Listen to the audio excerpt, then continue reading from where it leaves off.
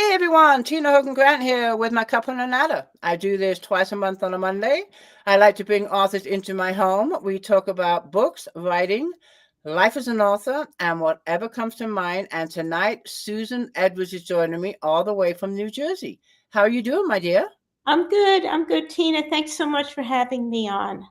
I'm excited to talk to you. I apologize for the waiting list to get on the show, but I'm glad that you found me. I'm glad that you're here, and I'm excited to learn about you and your books, your writing career. But before we get started, can you just give me a little background to yourself, whatever you feel comfortable sharing with the rest of the world? Wow. Well, one thing you need to know about me is I have had a diverse lifestyle. I've had many careers. I've had many interests, many hobbies. The bulk of my professional life was spent in kind of alternative healthcare and healthcare education. I was a massage therapist for 40 years. My husband and I started New Jersey's first state-approved and nationally accredited school for massage therapy. Congratulations. After we sold that, I went to work at a local community college, and I ran all the allied health courses. So that's the bulk of my education, but I've done everything from bartending to running an estate sale business. And I think there's more things that I've done than I haven't done in my life. You So, you've worn a lot of hats. oh, I sure have. I sure have. I can't remember them. And you can take all of those experiences one by one, and I bet you have tons of material for future books. Oh, I do. I do. And sometimes I think, gee, I wish I had had more of a stable, normal, younger life, but then I wouldn't have all this material to write from. Exactly. You So, know, my trilogy is based on my life. That's how I got into writing. I had strong message, and the first three books are based on my life and my experiences and the mistakes I made. So okay. I love to read about your past experiences with all these hats you've worn. There'll be some incredible reads. I Yeah. do want to pause a minute before we get into your books. We've got some people joining us, and I just want to pop up some names and say hello. So I'm going to go to the top and work my way down. Again, I am talking to Susen Edwards with an E from New Jersey. If you have any questions for Susen, just pop them in the comments. I'll get to as many as I can. We're going to start with her book in a few minutes called Looking for Love. But I want to say hello to never miss a comment. That's a good one. Okay, let's start again. Good evening from Elaine Sapp. Hi, Elaine. And then we have Janet Rebel. She says hello. Let's see. Hold on, I'm going too fast. Virgie Lane is here. Janet Rebel, she says hello, Susan. Lori is here. Hello, Lori. Judy Taylor is here. Let's see who else is here. Karen is here. We've got quite a few people joining us. Gail Priest is here. I like what Lori says. Oh, She says that's a great career. I like that. Let me scroll down a little more. We got Cindy. I hate missing anyone out, so I'm just going to go down the list. We got Cindy. We have Elida. Sorry if I pronounced that wrong. And then Barbara is here from Florida. Okay, Susan, let's get into your latest book, which is called Looking for Love. Now, you have a copy of that to hold up. Let's see that beautiful I cover. do, and unfortunately, it's backwards because That's I've okay. got that screen That's thing okay. going. But there That's it okay. is. And when was that published? October of last year. Okay, so it's recent. Now, It's is this going yeah. to be a standalone or is it going to be a series? No, this is a standalone book, and it's actually a fictionalized memoir of someone that I met in 2018. So, shall I tell you the little Oh, back? yeah. Give us Okay. whatever you want to share about the book without giving too much away. So, there's this family that I had known for many years. I knew they had had a daughter who had basically disappeared since 1963. Oh my God. And in 2018, she came back to New Jersey. I met her. We started talking. I knew nothing about her life. I knew the family, very straight laced, conservative New Jersey family. And she started telling me her story, this incredible story that went from here in New Jersey to Florida. She was involved with drug cartels in Florida, helping to ship up marijuana from Colombia into Florida in the 1970s. She went to Kenya. She was supposed to go there to grow marijuana so that the guys from Florida didn't have to ship it. They would have their own. She got arrested in Kenya. She spent time in a Kenyan prison. Oh my. Um, and meanwhile, she was supporting herself as a go-go dancer, which is what they were called back then. She had 3 marriages, and so they were all not good, very abusive, this, that, and the other thing. So she really had a tough life, and eventually she hit bottom. She went to AA. She got her life together. And then at the end, she really, to complete her transformation through years of therapy and counseling, and she found the Christian church, and that kind of really Saved. put it all together for her. She's So lucky she she's telling survived. me the story, and I'm like, I'm a writer. And so she liked that idea. And I said, let's write your book.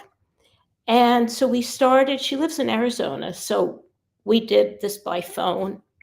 For a few, like once a week, we would speak. And in 2019, she says, I can't do this because it was just bringing up so much trauma. And so we stopped. And then a couple of years later, she said, I want to do it. And we met on the phone once a week. She would talk to me. I would type furiously as she talked. And then I would send her chapter after chapter. And the book came together. Once it was done, I changed names, I changed locations, I had a session with an attorney to make sure that we were not going to offend anybody. Right. And then that was it. And the book came out. She Writes Press published it for me. I think they did a fantastic job. And here I am. That's fascinating. What an incredible story. Now, Oh, when you said she disappeared, was she kidnapped or was she a runaway? well, neither. What happened was she dropped out of college after one semester. She was dating a guy, and the family, I know of the family, they were all alcoholics, violent, kind of not great people. But she's dating one of the sons, and she got pregnant, and she told her mother, I am getting married. I'm going to marry this guy. In the book, his name is Tom. And her mother went ballistic, and she said, you marry him, I'm done with you. So she marries him. They go on their honeymoon. He beats her up, and she's pregnant. Meanwhile, she almost lost a baby, Oh my but he Lord. beats her up. She comes home, and she goes back to her parents' house, knocks on the door. Mom, you were right. I made a mistake. I want to come home. And her mother said, you made your bed. Now lie in it. I'm done with you. So she abandoned her daughter, 19, pregnant, no skills, no job skills, no real education. And she dumps her with this alcoholic guy who just beat her up constantly. My God. Yeah, so that's what happened. And, she had a baby. She had another baby. She became a dancer because she needed to earn money. She finally found the courage to, I don't want to give away the whole story. No, please don't. Yeah, she wanted to get away from the husband. So she became a go-go dancer because she didn't know what else to do. Right. You got to do what you got to do to survive. Yeah, you That's do. And that's that the was bottom just line. kind of like, the beginning of the end for her. Yeah, and I'm sure, I mean, you heard this story, but when you're doing the phone calls every week, some of the things that you revealed to you has got to be absolutely shocking. Oh, it was, And I yeah. mean, I'm relating to my story, which is nothing compared to what you were writing. But I mean, to get those emotions on paper or in a book must have been challenging. It was very challenging for me because it was such an emotional Mhm. thing. She did an amazing job. I mean, I knew sometimes it was too much for her and we'd have to stop early. But I would sit there after and I'd be writing and I'm like, oh my gosh, this is just such a, Yeah, yeah. And then I'm looking at things from the 21st century, thinking back to women. She was born in 1944. So she kind of came of age before the, women's right. liberation and all that stuff. And I thought, why didn't you go for counseling? Why didn't you do this or do that? And then I'd step back. I'm like, this was 60 years ago. Women didn't have the rights they have today. Hmm. And you couldn't go to the police and say, my husband beat me up because the guy was always right. And the other thing too, and I think a lot of some of it does gear towards today too, is fear and being ashamed. A lot Mm-hmm. of women, they get beaten or whatever or controlled, is like they feel like they're not the victim, but it's their fault, that they deserve it. It's like this mind control sick thing. And women are fearful to approach that. Yeah. And they just say, well, this is my life, this is what I'm going to do. They refuse to change. And that's one of the things I focus on. We don't have to settle. You have a right to change. We have choices. Yeah. Yeah. And that's a shame that, especially back in the day, like you said, it's a lot different back then where women didn't have a lot of those rights. And I I think a know. lot of it does depend on fear too, and Yeah. being ashamed. And women were second class citizens. Mm. She did get a job in a doctor's office at one point, but she was getting like minimum wage. And, you can't support two kids, on minimum wage, whether it was back then or today. Right.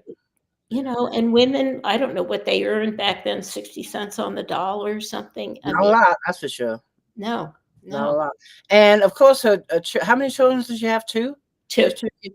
Now, her kids now, of course, are adults. Well, Um, yeah, her daughter, actually her first child is, I guess, about 60. And then, the second one is younger, of course. and do they know this book is based on their mother? I don't know if they know about the book. Ah, Don't interesting. know. I wonder if any of her family members, is she still alive today? Yeah, yeah. I wonder if any of her family members know that this book is based on her. I don't know. I don't I'm know. just curious. Huh. Yeah. Interesting. Speaking of family, this is your family. I'm just popping up a question. But Karen wants to know, does your family members read your books? Well, I have a very small family. I have my husband. We got married a little bit later. We have no kids. Most of my family is in Europe. Um, so the few that are here, yes, they do. They do? That's good. Good. Yeah. That's My supportive. cats don't read it though. I, Who? my cats. No. And then Elaine wants to know, how many pages is the book? Well, it's about 400 pages, but it's a very quick. I don't have my glasses on. It's about 400 pages, That's a good size book. 388. But it's a And very quick. between your phone calls, or with a lady, and then actually sitting down and writing the manuscript, sending her chapters each week, how long did it take you to write the first draft? A year. Oh, that's not bad at all. And after the first draft, she had been reading it. Were there a lot of changes, or was she pretty much like what you came up with? Every once in a while, she'd correct me if I didn't get something right. I think when I finished, I had about 117,000 words. How So I many? 117,000. It's a big book. I had to cut it way down to about 90,000 words. That's a big book. Yeah. And that's hard when you spend all that time writing those words. You have to cut them out. I hate that. I hate that. I know. And I never had that issue of getting to 170,000 words. I've never had that issue, but I do chunk out paragraphs once in a while that I don't like. Say, oh, that took me an hour to write. I don't want to do this. But I've never reached 170,000 words, so I don't have that problem. So good on you. Kathy's watching this from YouTube, and she says hello. And then Judy says it sounds fascinating. Elaine says, wow. Now, I don't want you to give anything away, of course, in the book. No. But you're finding all of these things out about this woman. Of course, you're not going to name her. I understand that. When you dove into her life without giving anything away, can you give us one part that was just really shocking to you? That was like, wow. Well, I think the part about going to prison in Kenya. Mm-hmm. I mean, that just, I'm like, wow. I mean, you hear stories like this. They make movies out of these stories like that. But here's this person, this sweet, lady, and she's telling me that she spent time in a Kenyan prison. And it was just, and she survived. All these things that happened to her, and she kept on going. She never gave up. Mm-hmm. And that is what I admired so much about her. Other people just, their life would have fallen apart. She's a strong woman, that's for sure. Yeah. And I've got some comments from you telling us about the book. Carol says, how sad to be abandoned by your family. Lori says, it shows courage to break away. We have I hate these trolls. I'll just ignore that one. I don't want you to give anything away. Did her and her parents reconcile? No. Okay. No. Okay. That's sad. No, their parents are deceased now. Okay. A question from Lori. She's asking, did you have to take frequent breaks when you were writing this? Not really. I could only write a certain amount each day, and then I would take a break. But I did not take any long breaks. This was my project, and right. As Ava, who's my protagonist, says, she plugged along and just never gave up. I didn't give up either. I used her as my inspiration. There you go. There you go. This is the first book you wrote on an actual person. It sounds like an incredible story. Has this inspired you to find other people's stories to write about? Well, it's funny you would say that. I have been now for the past year, someone I know, he's a financial advisor. I've known him. Our families, again, have known each other for a long time. He read my first book, and he approached me. He says, I have quite a story. Would you like to write my story? So I guess it was last March. We started. I had the same thing with him. We spoke once a week, and he told me, all the things about his life. That's more biographical than memoir. So I am now working to cut out some of the things and kind of make it more of a memoir and less of a biography. Oh, okay. Yeah.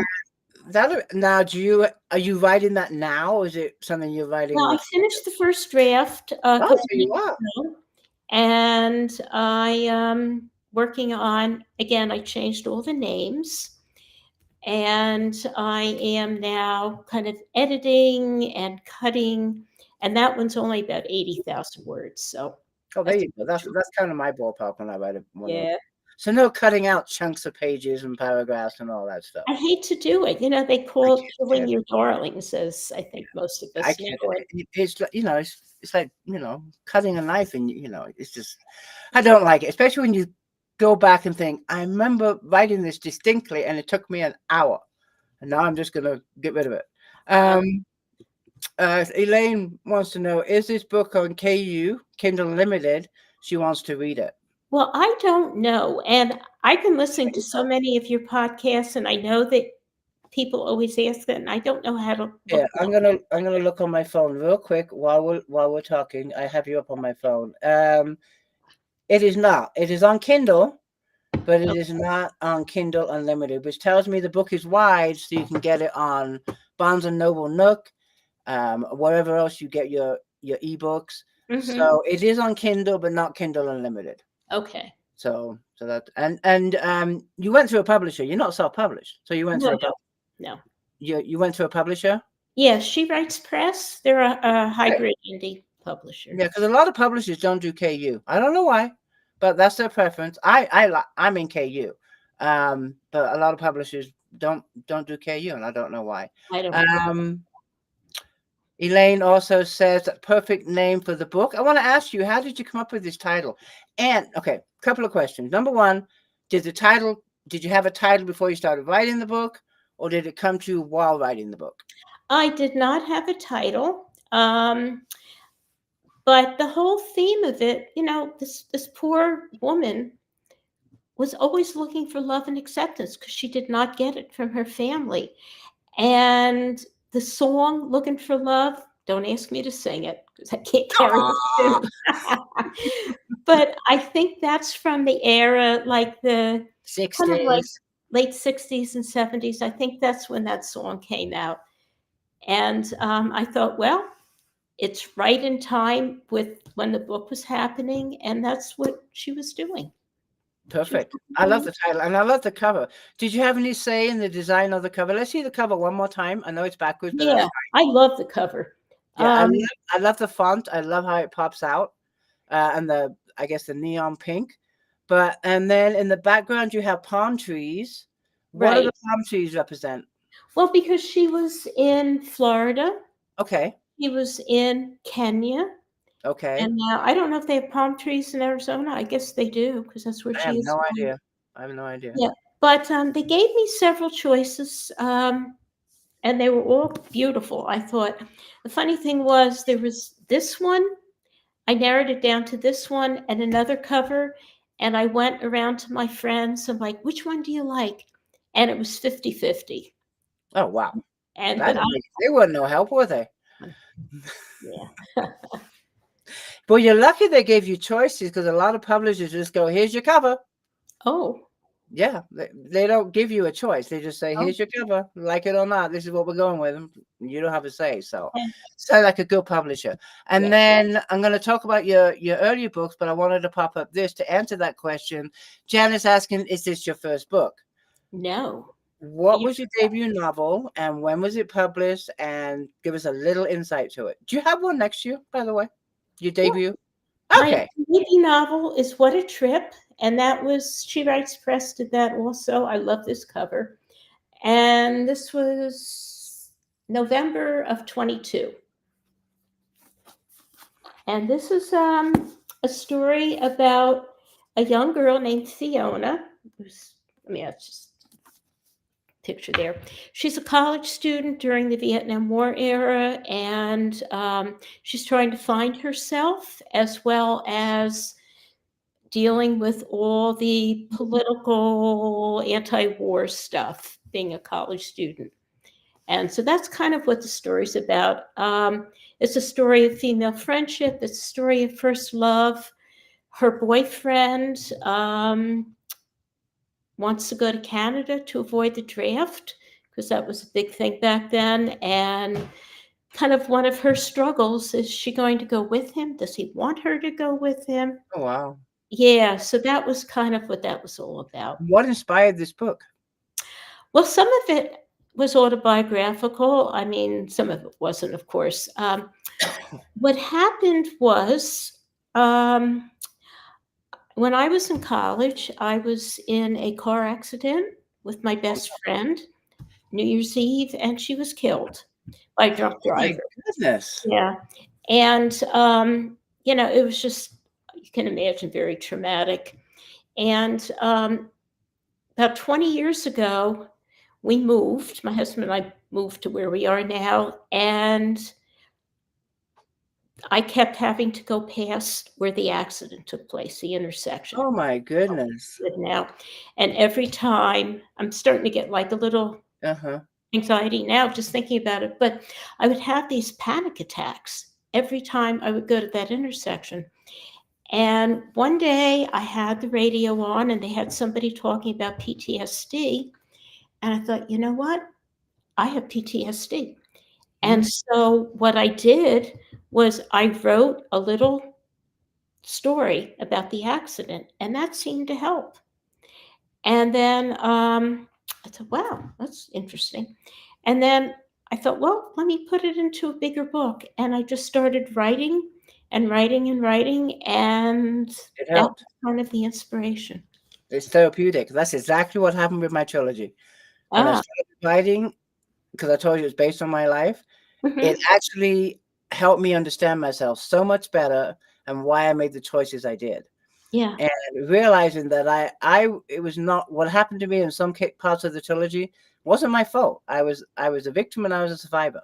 But it took me to write all this, excuse my language, crap down, come to that realization, and Yeah, not feel so guilty for half my life of making the choices I did. So I'm so sorry that happened, to your friend. That's got to be so traumatic. What a sad story. But I know. I'm glad you also put it out there to help you and probably others too. Yeah, I hope so. And then I kind of built this whole fictional life around these people, but the accident was in there. And when I was writing, I thought, gee, I don't know if this fits in the story, but it did. I mean, it just was kind of, it helped my protagonist in that story to kind of work her way through her issues, just as you did in yours. So, Yeah, yeah, they really help. They really, it's amazing. Back to your lady's book, Looking for Love. Carol wants to know, did the two of you ever meet? yes, yes. Oh, good. Yeah, because she came out for a visit. She came out to see some people. Um, and we connected. And I have such a vivid memory of sitting, it was in, I guess, September or something. We're sitting out in my back porch and just, having a glass of water and some cookies. And she starts telling me the story. And I was like, wow. So I met her then, and she was back here in New Jersey in January, I think. And she stopped over. Nice. So there's a Yeah, nice yeah, friendship there. And yeah. if this gives away too much in the book, you don't have to answer it. Carol wants to know, how much time did she spend in the Kenya prison? A month. That's a long time. I mean, A long one day time. is too much. She was 1 hour is too much. 9 months, but I'm not going to tell you what happens, why she got out, but she did get out No, early. yeah, we have to read the book to find that out. Laurie just wants to put this up. I have a friend who went to Kenya in the 70s, but that was to teach Bible principles to Oh, children. That's yeah. cool. Darla's here. She says, sorry, I'm late. Hey, Darla, good to see you. I'm just browsing down. I want to pull up some comments. Gail says, it's heartbreaking that her mother turned her away. I could never do that to my child. Was it healing for her to tell you her story and see it published? Absolutely. Absolutely. I know that she's in a lot of support groups, and she works with younger women who have been abused and have trauma. And I know that she had some events with the book, and I know that she was sharing her story. And I think it was Helped therapeutic. her a lot. It probably helped her immensely. I mean, she has, I hate the word baggage, but that's what it is. She had so much baggage that she just had to, let go of. So I Mhm. can see this helping her immensely. I really can. Oh And yeah. then Elaine put up a question. I looked. Elaine is asking how much your book is on Kindle. But you know what? When you look up Kindle on iPhone, it doesn't give you the price because I can't purchase a Kindle on my phone. Oh, I have to I pay don't know how much it is. look on my How computer. it changes all the time. They're always changing the Yeah, prices. but you Um, can go to Amazon looking for love, but on your iPhone it won't give you the price. Stupid. oh, this app does not support Yeah, purchasing. I don't know why they do that. You have to go to your laptop to get a Kindle book. I hate Okay. that. Yeah, it's silly, and they won't give you the prize. So sorry, Elaine, I tried. Let's see. Okay, I'm looking at the time. So I'm going to take a little break because you are going to read to us, which I just love when authors read to us. So I'm going to hand it over to you. You can give a little background before you start reading, but as they say, the stage is yours. Okay, well, I thought I would read about the Kenyan prison experience. Oh, cool. So what happens is she and two of her friends. There was a group of people that were in Kenya, and they were not all of them. One guy was not sentenced, and the whole idea was that he was supposed to go back to Florida to see the guy who ran this whole drug cartel to get money to bail them out. And so they are in prison, she and two of her friends, and that's where I'm going to. They were just taken there. So we stood naked and vulnerable, our dignity and memory. You, the matron pointed to Edie, bend over, spread your cheeks. Edie's tears dripped onto the dirt floor. I thought of the cavity search I endured at the airport in Colombia. All it took to secure my freedom was $50. Mike needed to secure a lot more this time. Could he convince Ben our lives were worth saving? You're clean. Matron confirmed what we already knew. She turned to her assistant. Give them dresses. Their white bodies make me sick. While we waited, the matron recited the prison rules. I was too traumatized to focus on most of what she said until. We hate Americans. You think you're better than Kenyans. She spat where Edie's tears had landed. Your government says we cannot touch you, but that does not mean you cannot be punished. We have ways to teach you lessons. Like feed us to the lions, Ava thinks. The assistant returned with 3 faded orange dresses, 3 pink scarves, underpants, used flip-flops, and 3 bars of soap. Your uniforms. The matron threw them on the dirt floor, forcing us to pick them up and brush them off before putting them on. Put soap on head and tie scarf around it, the assistant said. What? You get 1 soap. If you drop, another prisoner will steal, the matron explained. Our belongings were boxed and taken away. The matron then handed me a little blue Bible. Read and repent. Now come with me, mealtime. She shoved us into a fenced-in outdoor area where a large group of women dressed like us sat on the ground eating with their fingers from metal plates. We took our place in line and were handed plates filled with rancid vegetable scraps and gray, dried-out mystery meat. Ida, Tina, and I stared at each other in horror. Our food scraps at home were more appetizing than what we were expected to eat. I picked at what appeared to be rotting carrot tops and boiled potato skins. 3 guards in gray dresses stood on a bench in front of the prisoners and yelled, "Kuka, kuka." Every orange-clad woman dropped her plate to the ground, stood for a second, then squatted. A 4th guard walked over to us, kicked Tina, and repeated, "Kuka, kuka." We joined the rest of the squatting prisoners. What remained of our lunches fell into the dirt. 5 minutes later, the guards yelled, "Si mama." Everyone stood, then went back to eating. I felt the blood leave my head when I stood. I toppled to the ground. The entire prison yard broke into laughter. After lunch, we were taken to see the matron.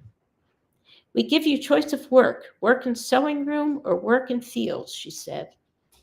Almost in unison, the 3 of us said, sewing room. Come with me. The matron led us to one of the concrete buildings. Inside were dozens of women, heads bent, sewing by hand. She pushed us toward the front of the room where female guards stood watching the prisoners. She spoke in Swahili, then turned to us. We make table linens and sell to pay for food. She handed each of us a tablecloth with faint blue outlines of flowers and leaves. a large basket of colored thread. Follow lines, your work must be perfect. Try as I might, I couldn't get the knack of embroidering. By the end of the day, I'd completed one flower. The front was acceptable, the back a disaster. Twice during the afternoon, the guards yelled, "Kuka, kuka." Everyone stood, then came to a squat. I managed to keep my balance, but saw several women fall to the ground, causing a round of laughter and applause from the guards and some of the prisoners. Dinner was a repeat performance of lunch with the addition of lumpy gelatinous porridge. I couldn't decide what was worse, the rotting odor from our food or the foul odors coming from the other prisoners. We picked at the vegetables, ate the porridge, and avoided the meat. Wow. Yeah, yeah. My God. I just can't even imagine. And like Lisa said, she must be really horrible to be in a prison in a different country. Yep, yep. Carol, what a horrible experience. Wonderful reading, by the way. I mean, I'm intrigued by this book just because of what this woman endured. Just unbelievable. And Laurie says, "Thank you for your reading, Susan. What a story." Yeah. And I do want to pop up some comments too. Well, Lisa also says, "Thank you for reading to us." I love popping up comments after an author's read. I can't imagine what they went through. Virgie says, "Great reading." I'm trying to get back to Elaine. She disappeared on me. Hold on. Okay, here we go. Elaine, I want to put this up for everybody, but Elaine posted a comment. I just purchased a copy in paperback. There's a coupon on Amazon that makes it $12. Thank you. Thank you. Hey, that's a good deal right there. It doesn't mean you lose any royalties. Amazon takes the cut, not you. So Amazon, for whatever reason, has some kind of coupon right now where you can get this book, use the coupon, and it'll just cost you $12. All right. So, and that's the paperback. That's not even the Kindle. So thank you, Elaine, for letting us know that.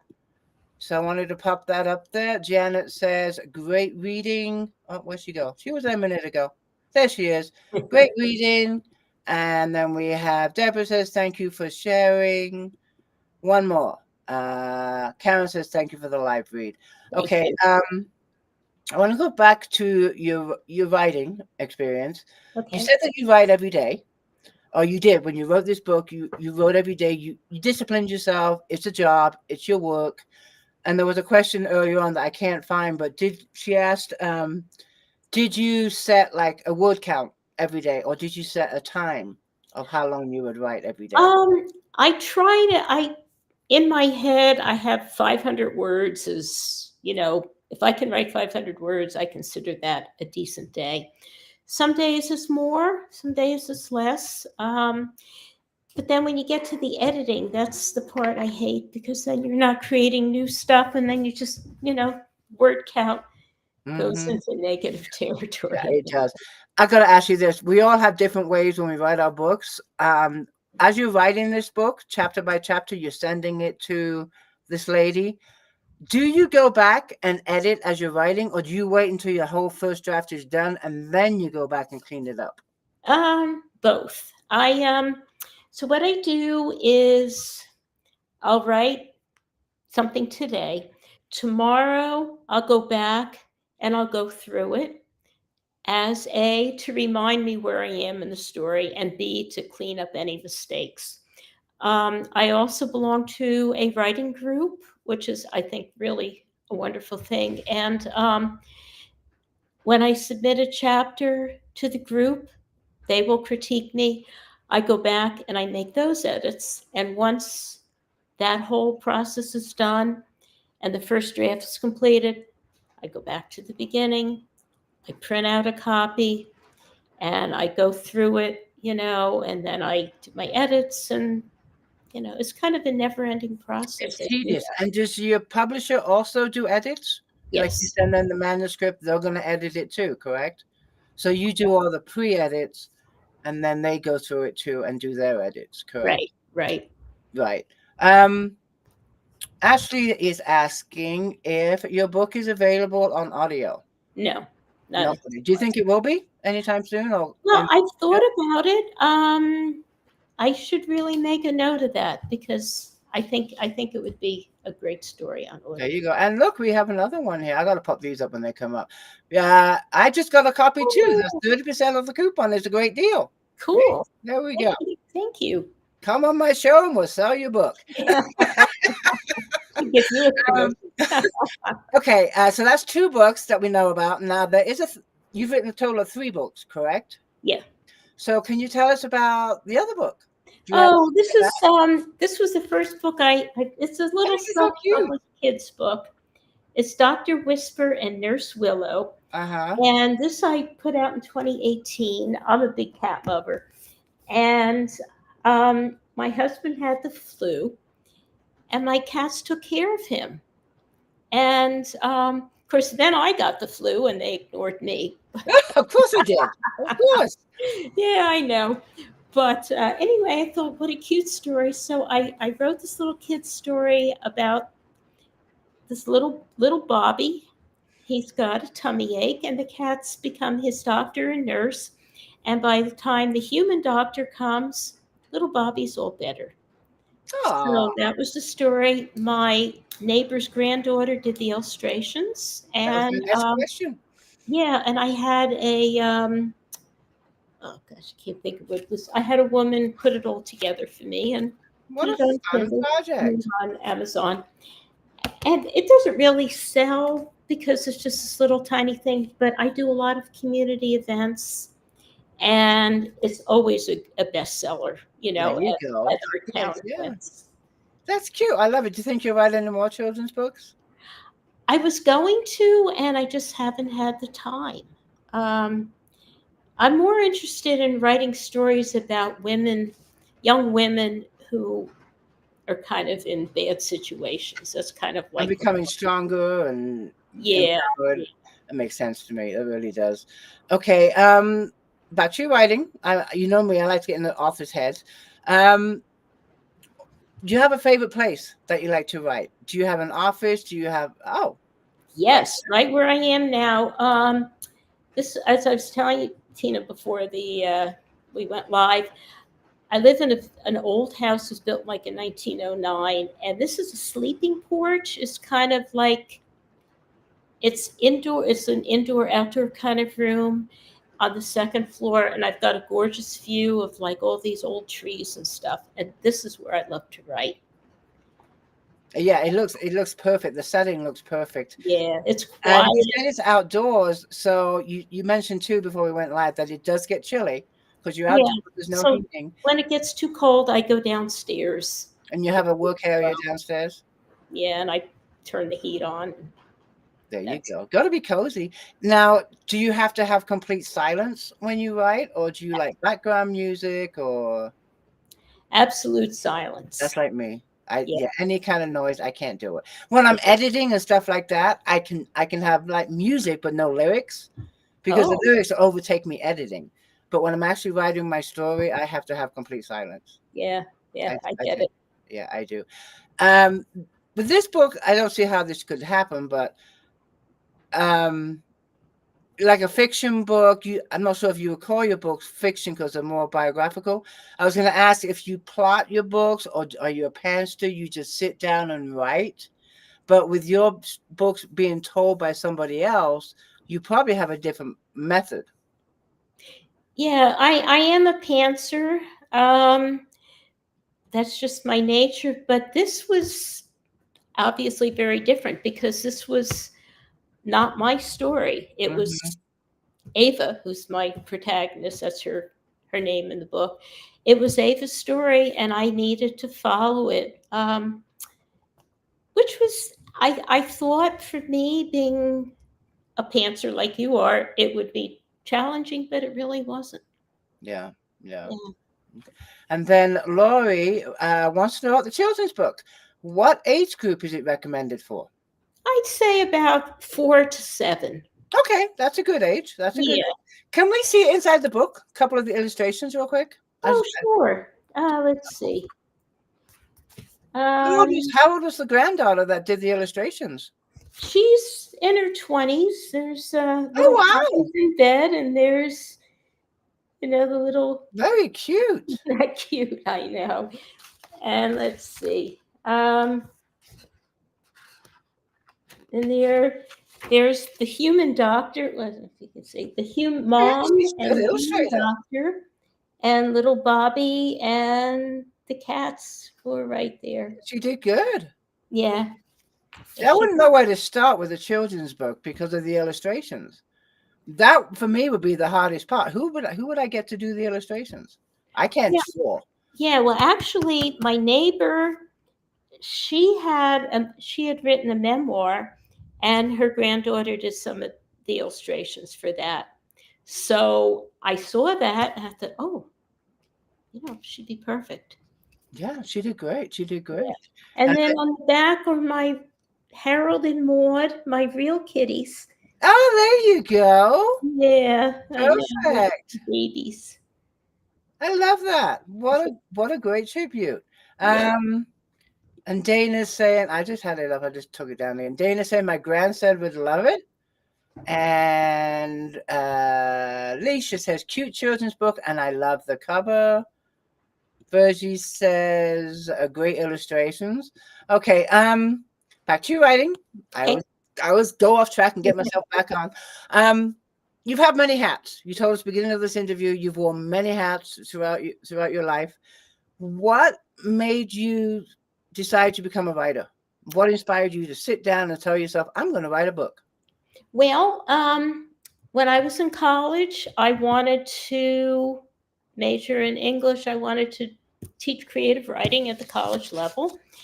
And my parents, who were paying for my education, said, you can't be liberal arts major. You have to major in elementary education, which I absolutely didn't want to do, but they were paying the bill. And so that kind of things went by the wayside. After I graduated, I took some creative writing classes along the way, and then I got busy with life and career. And when we had our massage school, I did a lot of grant writing, curriculum writing, marketing, a lot of that kind of stuff. So at least I was able to do it. And then just, I don't know, once I stopped working and thought, well, I love writing, and that was it. I don't know exactly how it started, but I joined this writing group, and that was about the time that I'd written that story about the car accident. And I thought, oh, now I'm in a writing group. I got to write something. So I started writing What a Trip, and the rest is history. Wow. And then the book you're working on now, this one about the gentleman, do you have a title for that book or a release date? It's cool. I'm titling it More Than Money. Okay. And I don't have a release date. I still have some editing to do, and he's got some family things going on, so he's kind of taking care of that. So I'm hoping by the time I get my edits done, he'll have an idea of what he wants to do with it, whether he wants me to self-publish it, he wants me to go to a publisher. I'm not sure at this point. Okay, so there's options. Yeah. When you have a release date or it's coming out, let me know and we'll try and get you back on the show. Sure. Thank you. Talk about that and recap on your other books and see how they're doing too. God, I had a question. It just went away. I hate when that happens. All right, let's moving on. It'll come back to me. I'm sure it will. Hopefully. It was about your other book. Carol says, cats make the best pets. They are always by my side when I am sick. And then I just want to I'm hoping this question goes back in my head as I'm reading these. Elaine says, I'm so glad you are the author here tonight with us. S. Edwards, thank you for being here. This has been an intriguing chat. We're not wrapping it up right now. We have a good time. I know what the question was now. Here we go. Sorry. There's I Rescue Cats. Fantastic title. My question was, when you're not writing, What do you like to do to just escape the book world other than reading? I think that all authors love Yeah, to we don't read. like to read. I love to cook. Mm-hmm. And when I'm like really stressed out, I go in the kitchen and I cook. So that's Any favorite recipes that you wanna? Any favorite recipes you want to share with us real quick that you well, make? most of the stuff I do out of my head. That's I the best like way. That's the best way. pesto. I make a fantastic macaroni and cheese, mac and cheese. Oh, That's my like grandkids will love you. They love mac and cheese. I made an apple pie this afternoon. So it's kind of traditional, but yeah, anything with cooking. And my other love, hobby, whatever distraction is painting, but painting Oh, not wow. art, not pictures. I paint like the inside of my house and stuff. Oh, I was thinking pictures, but you're talking about No, as no, in decor. house That's a painting. fun project. Yeah. How many colors have you had in your living room? I've got a ladder and paint and a whole thing set up for whenever I get free time. So your husband comes home and goes, "Oh no, she's at it again. What color are we going to have today?" Yeah, That's fun though. It brightens your day and it, adds variety to yeah, your. I listen to podcasts. I listen to you and I paint and Oh, I love that. I yeah. love that. There we go. Perfect. Perfect. Mhm. As I said earlier, most authors love to read. Is there any authors that inspire you or that you read religiously? You have favorite authors? My all-time favorite author is Matt Haig.